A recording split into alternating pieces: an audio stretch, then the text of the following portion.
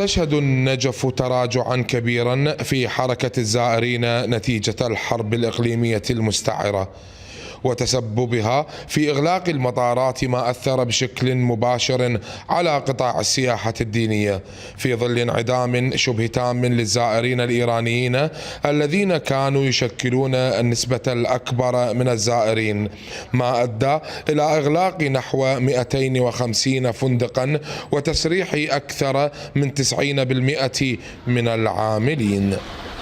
من أهم مستلزمات الضرورية للسياحة هو الأمن، وبما أن الشرق الأوسط والعالم الآن ملتهي بحرب الصهيونية الأمريكية على إيران، بالتالي نتيجة طبيعية أن تكون مردوداته أن تصفر السياحة.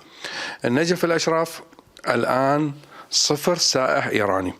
المدينة خلت من زوارها الأجانب، والفنادق تعاني انخفاضا في الإشغال، والمطاعم تنتظر روادها. أجواء صعبة على النشاط الاقتصادي والسياحي في النجف الأشرف.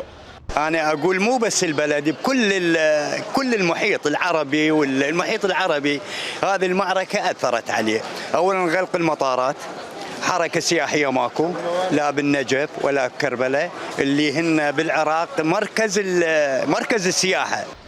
وبحسب العاملين في هذا القطاع فإن الفترة الأخيرة كانت صعبة جدا، فحركة الزبائن انخفضت بشكل ملحوظ، ما اضطرهم إلى إعادة النظر في مصاريفهم وتسريح عدد من موظفيهم بسبب الظروف التي انعكست حتى على المتاجر الصغيرة، إذ تأثرت هي الأخرى بهذه الأزمة.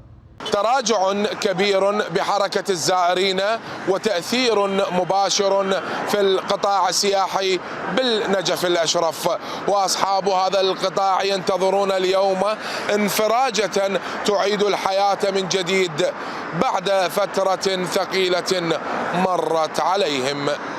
من النجف حسام الكعبي، UTV.